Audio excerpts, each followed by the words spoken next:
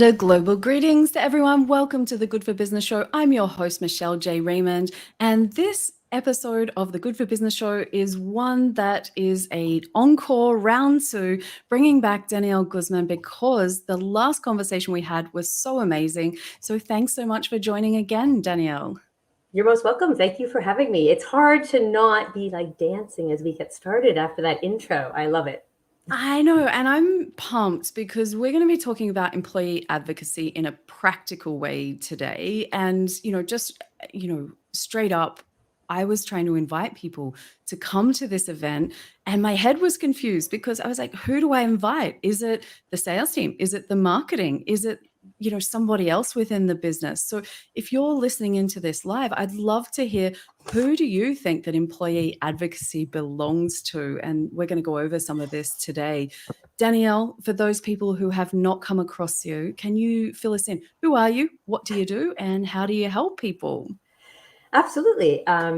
I'm the global head of social media for Mercer, which is a professional services firm, and we operate across the globe. We have about 38,000 employees. As a part of my role, I'm responsible for every facet of social media for the organization. So all our organic channels, anywhere they exist, all of our paid media, influencer marketing, employee advocacy, and kind of anything else, social selling, anything that comes underneath the umbrella of using social media channels. So it's exciting. It is exciting. And you built that from the ground up, right? There wasn't anything existing when you moved into that role. Can you tell us a little bit about how it all started for you? Yes. So there was a tiny little bit existing. So I actually joined the organization in a different role. I was in the global marketing organization. And then I moved into social media just shy of a year after joining Mercer. And at that time, we had a teeny little pilot going for employee advocacy. And then we had an organic program and we had a little bit of paid. We had no influencer programming at that time. The advocacy program was kind of a very scrappy run. It had a couple hundred seats. It didn't have executive sponsorship and it was kind of grassroots running from the ground up, but it had a lot of potential. So it was kind of a fun place to jump into something because I do love building. Now, question for you. How would you describe employee advocacy or define it? Like, what is it exactly for people that may not be familiar with the term? How do you describe it? Ooh, that's a good question. I would describe it as the relationship that you have with your employees and how you enable them to share their points of view wherever they may choose to do so. So it's about empowering them, giving them the tools and the know-how to do it in a very safe way and a way that they are energized and wanting to participate in that conversation. So not brute force. We're not just forcing people just because they work for the company, they should do it. We're not going down that path today. We're not. I see it. It exists, but I'm probably not going to recommend it. I know. I come across it often. It's like, okay, somebody created a strategy. We're going to do employee advocacy. Let's go, which I think just means let's post on social. That's about the extent of the thought. And that's why it's curious what you think it entails, because for the clients that I work with, it is, let's do some training so people will post on LinkedIn about the company. That's the extent of it. And it's so much bigger than that and so much more complicated because, as I think you just said, it's about people. Ultimately, the posting and the social comes later. It's about what's in the way for those people, what's in it for them, what will motivate them. So let's talk about this practically. So let's say there's a business owner out or someone within a business out there that wants to build an employee advocacy program. What are some of the common pushbacks that you think that they're going to come up against that they should prepare for? It's a great question. A couple of things come to mind. I mean, number one is budget. Another one is just getting employee participation. It's getting employees who might be keen to participate to actually prioritize it. Leadership support and buy-in, and then activation of that. It's one thing for the person to say, yes, I'll be kind of the support behind the program, but it's another thing to walk that talk. The lack of strategy, like actually, what is this going to do and how are we going to use it? The connection to the actual business, right? A lot of people don't understand employee advocacy and they see it as another tactic or a gimmick or something. So you really got to connect it into the organizational goals the KPIs and kind of the results to show them that this is real. A lot of people will say like, it's not in my job description. So there's a huge opportunity to educate and talk about why this is really all about you. And then another one, which is really interesting, is the whole concept of, we tend to often think of employee advocacy with a traditional work environment. But what about those organizations that might have a fleet of employees that actually don't work in an office environment? Maybe they're in call centers, maybe they're in trucks, working in different geographies. So how do you then connect the dots between people who are not in front of a computer all day long and engage them? And kind of, so these are just a couple that come to mind.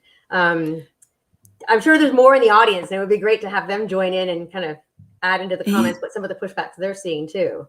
Look, I think the one that you said, so I'm going to do a quick role play here, which you don't know about. So you come to me and you say, Michelle, I want you to start doing this. I push back and I say, it's not my job, right? Which I think is something that is going to come up a lot. How have you overcome that within your business? Because for a lot of people, it's not their job. So what would you say to them, and how do you get them on board?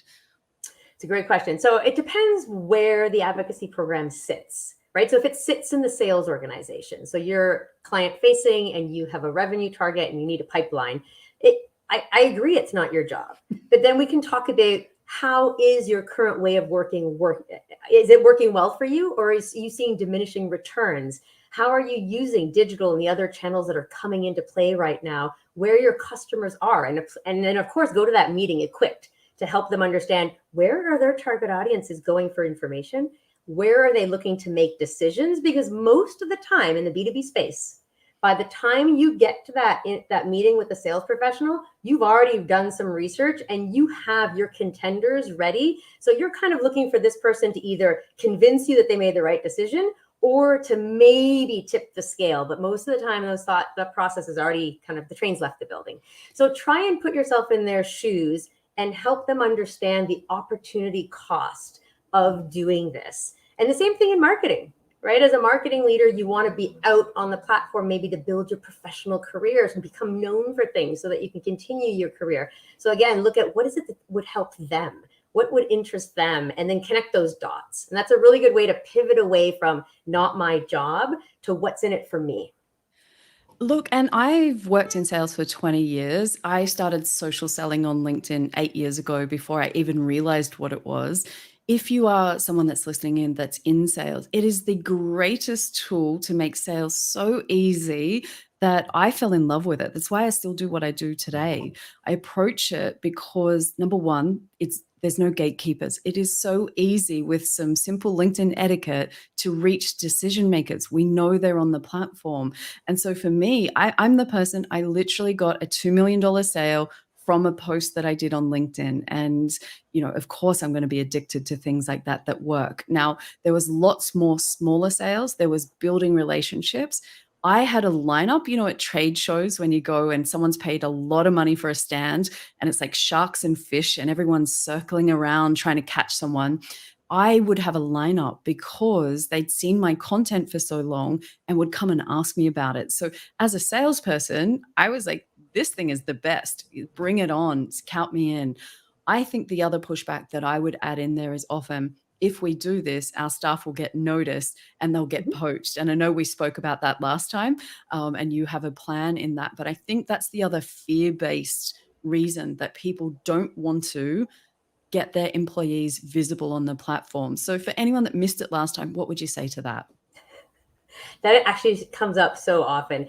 Listen, I mean, if an employee is going to leave because they become visible on social, there's a lot more happening behind the scenes that's already fueling that. So this is not what starts that conversation to exit. It just helps it accelerate. That's the first thing. The second thing is, let's put a positive lens on this. You have all these employees that you've invested in deeply. They're on social media. They're doing the best that they can to advocate for themselves and the brand. And another company comes and takes them away. Well, the good news is, during that lifetime with you, they've welcomed their community into your brand space. And they've built trust with that community, which in turn has built trust with your brand. So while employee X leaves, their community continues to be loyal and engage with you. So you actually gain quite a bit And assuming you've parted in positive ways, that employee goes forward with a very positive brand affiliation with you as well. So it's not like you've lost them. We have so many employees that either come back as boomerangs, or they go on to other roles, but we see them pop up in our feeds and in our conversations, championing and cheering us on. So I think it's really important to treat people the way you want to be treated back, and that know that they'll always remember that. Look, I can't say anything better than that, so I'm going to leave that here. But if we get past these roadblocks and pushbacks and say we've got the buy-in, what do you think are the core components of a program that people need to factor in if they're at the beginning looking to set it up? What would you say are the cornerstones of a successful employee advocacy program? The first thing is just, where does it reside? Who owns it? Someone has to be driving this ship. And it may not be in the right place from the start, but as long as you can build a pilot and be able to demonstrate a proof of concept. Another one is just a very clear goal. Why are you doing this? And then very clear alignment to the brand and to the purpose of the organization and to how you're going to demonstrate results, which takes us to how you're going to measure success. So some clear KPIs. And have one. You don't need 10 KPIs to get started. Just have one for a simple proof of concept. Technology comes into play, but I think you can do it without, especially for a smaller organization and it's going to be a deal breaker. Go at it without technology. You can use the platform on LinkedIn or other social channels to your advantage right now, and you can get started. I mean, you will hit a ceiling, but it shouldn't be a limiting factor. But those will kind of be the core pieces. And then leadership sponsor. You need someone at the top that is going to be kind of standing behind you. I actually started without leadership sponsorship. We had it, but it wasn't, I'd say, where we needed it to be. But we were able to show the ROI through a simple KPI that got attention. And then from there, we were able to leap forward. Yeah, if you don't get buy-in from the top, I think it falls over very quickly because you either don't get the resourcing that you need or there's no real leadership that says this is an important part of the business and the rest of the business should pay attention and support the program. And I think they lead by example. And without it, yeah, in my experience, I give it 3 months at best, pretty much. But we just kind of mentioned metrics. What kind of metrics do you think are important? And I'm going to talk about LinkedIn because obviously that's the main platform that I play on. Maybe it's different on other ones, but how would you measure it? What are the things? Is it as simple as the person posted? Is it the engagement that they get? Is it the new connections? Like, what are we measuring that you think is most effective?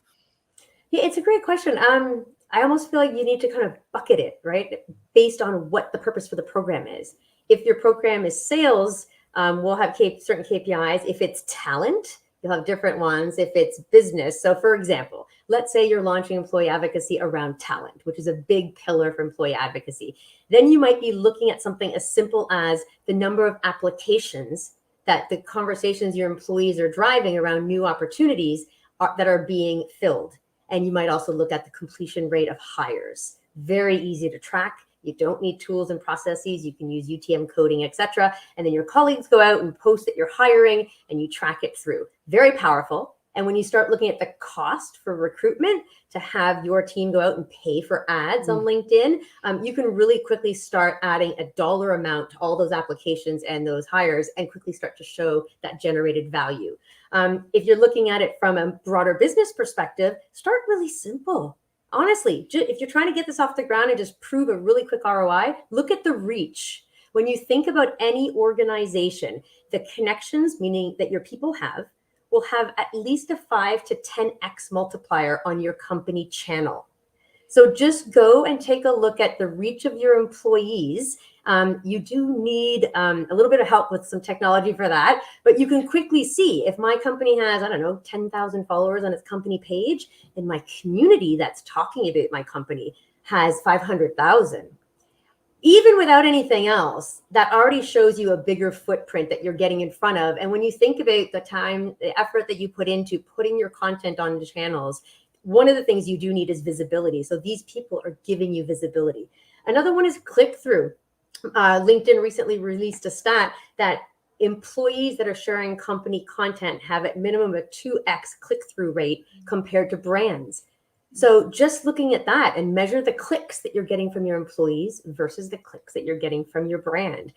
We do this on a monthly basis. And I mean, the multiplier effect is staggering, especially as you start getting onto topics that employees are really passionate about. But even on, I don't want to say the drier topics, but, some content that might have less appeal to an audience of colleagues, it still has a significant ROI. Look at earned media. That's another really great one, just easy out of the gate. Your marketing team probably has a budget for advertising.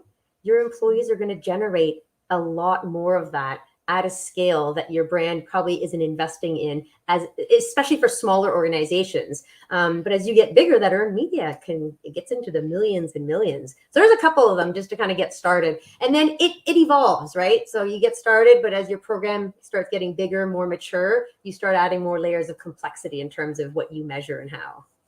Yeah, and especially if you've got people that are spread geographically. And I think the power is just as important for a small business as a multinational global company like yours. I think what we're going to see is that whole, if you're invisible on socials, do you really exist? Because it's just becoming so critical, because that's where people are, like that's where you find them. Go fishing where the fish are is what I say. Like if it was somewhere else, we'd be talking about different things. But the fact is, we've got coming up to, I would say in the next 2 years, probably 1 billion people sitting on LinkedIn. The platform that's been around for 20 odd years just keeps on going. We'll see it evolve. But I think there's always this, factor that we've got to just realize just the importance of it, but also not quite so easy to just switch it on and let's just get everybody posting. And this is the thing that I wanted to have the conversation about with you, is that, quite often when I'm doing training with businesses, and I'm evolving as well in what I offer, is that the training isn't the whole solution. It's just one part. And, we were talking yesterday in a post and you offered some great advice that there's different ways that you can enable employees. And some of that was, I think you suggested one-on-ones. That could be a masterclass. It could be something much more intense. So yeah, is there anything else that you think is important back at that early stage to support employees to get them out there? Yeah, I mean, I think, again, even we learned through this experience too, it's natural for a brand to think brand first. So one of the biggest things is you've got to lead with, this is about your people in all your communications. Yes, it's ultimately about the brand, but put your people first and make them feel like it's all about them. Recognize them from the very beginning. And with that mindset, you're going to get more traction. And then I agree with you. I mean, you can't have a one size fits all for training. And it can be difficult. And this is where, again, you got to start small. Pick one area of the business that you want to focus on, and then kind of grow and scale from there. Because otherwise, treating everyone the same is just kind of, you're going to flatline with your results. And I love the comment you made about kind of having the training and then having kind of continuation to that, because a lot of people learn differently. So that's why we have some training is recorded, some is one-on-one, some is experiential, where we're actually on LinkedIn or on another platform doing things together. Some of it is kind of, you kind of go through and take almost quizzes and tests, etc. So there's a lot of, and then some of it is peer-to-peer. So we have ambassadors that then do that training, and they're able to share kind of what their team members are doing and their successes, and have them be a part of the training as well. So you got to try and find the different ways to connect with people to really make it relevant to them, so it sticks, because otherwise they're not going to form that behavior. And then they're going to go online one day and be like, why am I doing this? I have a lot of work to do, and they're going to exit out. So you need to find a way to really make it meaningful for them. Now, we spoke about recognition and reward as part of the overall process. So tell me about that. Like, how do you keep people in the game for the long term? What do you think motivates people most? Does it need to be a firm KPI, or are people just doing it because they're interested? Like, yeah, I'm keen to know your thoughts on that side of things. Yeah, I mean, it's interesting. I mean, obviously we're a global organization, so every market or country is a little bit different. But if we zoom out to a global level, we absolutely focus on non-monetary rewards. And it's more emphasizing recognition, opportunity creation. So for example, a lot of our what we call top voices, which are kind of colleagues that are out there. They're truly building their personal brands. They're amplifying their voices, bringing points of view to life in their own words. We'll start connecting them with influencers that we work with, thought leaders in the industry, and enabling them to build those connections and continue to scale against their goals. We'll feature their content. We'll integrate kind of their voices into our content. We'll leverage them for things like LinkedIn Lives and Twitter chats and other kinds of events, building their visibility, but also recognizing them. So we kind of look at different ways to create valuable moments for them. And what's really exciting is when they come back and they start saying, I was given an opportunity to contribute to a book, or I was asked to speak at an event, or, I just got this new contact, or all these different things start coming their way. And that's like those aha moments. And then when you start sharing those, other people are like, how did John do that? I want to do what John's doing. So that really helps. And then another thing we've also done is if we're doing a really big activation, sometimes we'll create like a recognition card, and it'll tell that person, here's how much traffic you drove to our website. Here's how many clicks you drove. Here's how many downloads we actually got on this piece of thought leadership. Or here's how many registrations for this event, all because of the conversations that you're driving. And for some colleagues who may not be in a sales capacity, how exciting is that? And then now when you're talking about your performance with your manager, you can be like, in addition to my role, here's what I've done, and I'm really proud of this. And people get really excited about that. Another thing I'll just mention too, and when I first joined, I was excited about this. I remember I first joined Mercer. I was active on social media, but I was in a very different space. And the Mercer brand tweeted back to me. And we had a conversation, and I was like, this is unbelievable. Like, this global company is talking to me on Twitter, and I'm interviewing with them. So I thought this is really exciting. Well, that feeling exists across our colleague community, and we can't forget that feeling, because when the brand talks to you, it's a feeling of like, hey, I'm out here championing this, and you're supporting me back. So you'll see the Mercer brand often talking to our colleagues, thanking them for sharing something, applauding what they're doing, celebrating with them. And that's a really important piece of it. We want to make sure that our colleagues know that we see you, we appreciate you. Acknowledgement just goes so far. And I agree, it doesn't always need to be monetary. I think just being seen and heard, and acknowledge that maybe someone is going above and beyond to make it happen in an already busy role, and that there is actually an impact for the brand just as much as the person, and vice versa. I talk about synergy all the time, because you could have an amazing personal brand, but if you work for a crappy brand, it shuts doors, and vice versa. Your employees can shut doors just as equally. So for me personally, it's, you want to work for the best of the best. Whoever, like, that's why people are lining up trying to say, I worked at, companies like Google, or, like all of those tech companies. It's prestigious because of a whole bunch of things behind the brand. So for me, it's not, one or the other. Like, I've had examples in my sales career where people have literally said to me, Michelle, we really like you. Yep, you're almost on the right price, but we went with them because of XYZ. They don't let me down with deliveries, or they always help me out with this. Your company doesn't. So, if you're both on the same team, going in the same direction with the same goals and aligned, and, you mentioned brand purpose, and I think that's something that's probably for the bigger end of town. But ultimately, I think it's always make sure that it's a team sport, that we're all going in the same way. It's not just the person that kicks the goal, scores the try, hits the home run. It's everybody in the team plays, right? It's a team sport for me, and including everyone and acknowledging those that want to play. There might be others that just want to cheer on, to take that analogy a bit further. Maybe they don't want to be seen out front, but they're happy to support people from behind. So, meeting people where they're at. Now, let's go back. Let's take a moment and say, Danielle, when she was starting out, if you had that moment to go back in time and tell yourself a special lesson that you've learnt with experience, what do you wish you knew when you were starting out that you can share with people today? That's a good one. I think I'd have to go with two parts. First part is believe in yourself.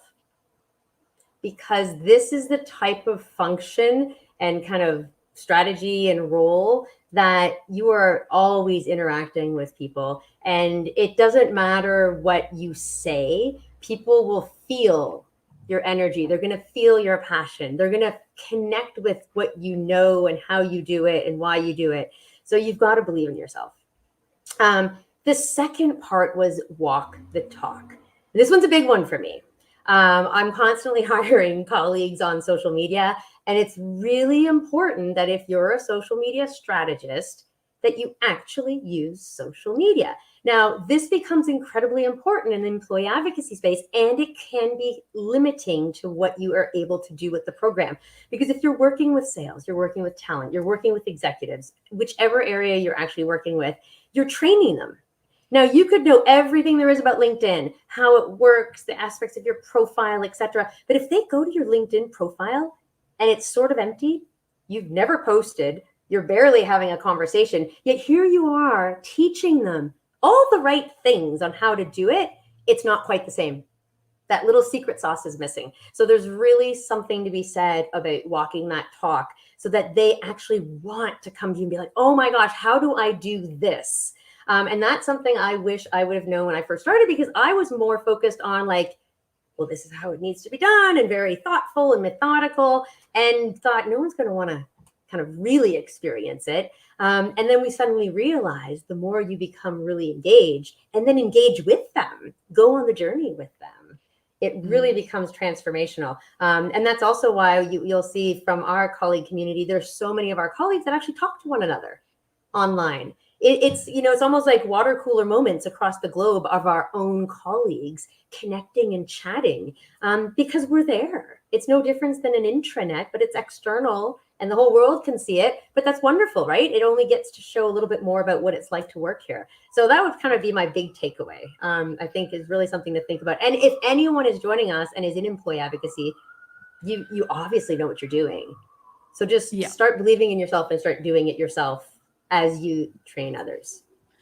So, question for you, timelines. What's realistic when we're starting out? You know, like because I often find that the businesses that I work with have an unreal expectation that this thing is done in 3 months, you know, or even shorter. The timeframes are often, we did the training, we start tomorrow, everything's perfect from then on.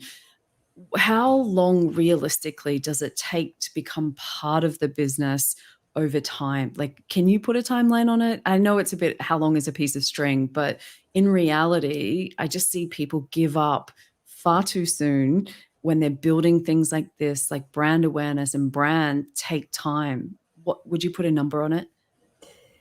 Yeah, so I mean, I guess I answered it both two ways. So one, if you're talking about the actual program itself, 6 months, I think, is a fair ask for a pilot to be able to just show some preliminary results.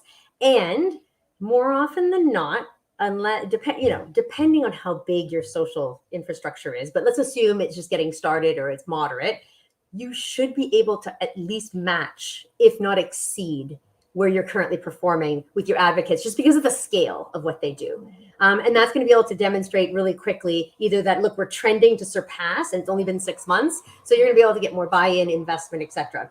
When we're talking about taking colleagues on a journey to become active, I look at 4 waves of 30 days. So we don't do this with all colleagues because not everyone is ready to go on that journey or wants to.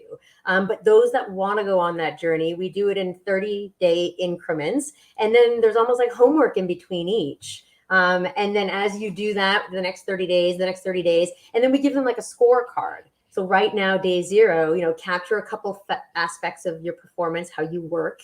And then you have measurement points so they can see their own progress every 30 days. And by the time you work your way through, assuming they go all the way through, once they come out on the other end, they're hooked. They see the value, they're living the value, and they become just a strong advocate. And we do that in a very kind of targeted and strategic way. So that we do that aligned to key business conversations, key geographies, so that you can start building kind of your employee advocate voices in different places to support the priorities that you're focused on. I love it. And I do believe wholeheartedly that visibility brings opportunity. And that is what is in it for most people. When people know you exist, whether it's within the business, outside of the business, be it customers, be it industry, those opportunities do come. So every week on the show, I know you've given us so much, throughout the last half an hour, but every week I also ask the guests to leave us with one actionable tip that you could give people listening in that might be thinking, yeah, this is important, maybe I should do it. Is there something that you would say, go and do this today to make that, one step closer? It's hard, not knowing where our audience is coming from, but let's assume you're focused on employee advocacy. I would say go back and take a look at your community and identify who those top voices are. You should have about 1% of your community that is driving 80% of your results. And then go to that 1% and thank them. And then ask them, what can you do to help them become more successful on their journey? And then the last part of that would be, and then take that 1% and integrate them into what you're doing with the remaining 99% of that organization, because people love to see how their peers are succeeding and the ways that they're innovating so that they can also follow on their journey. I love it. As always, you are a superstar. I have learnt so much in this conversation, as I always do. Thank you to everybody that has joined us today. I know we've had some superstars in the employee advocacy space that have come and joined in. So any tips that you guys can leave in the comments is also greatly appreciated. So next week, it's a bit of a change on the show. We are going to be talking about YouTube podcasting, which is a reasonably new thing that YouTube are putting out there. So I'm working with Zach Mitchum is going to be my guest next week. So very excited to have that. Danielle, I appreciate you joining us, and thanks for coming back on round 2. Well, thank you so much for having me. It's a conversation I love to have, and I look forward to chatting with everyone in the comments. So it's a pleasure to meet everyone. Cheers. I appreciate you.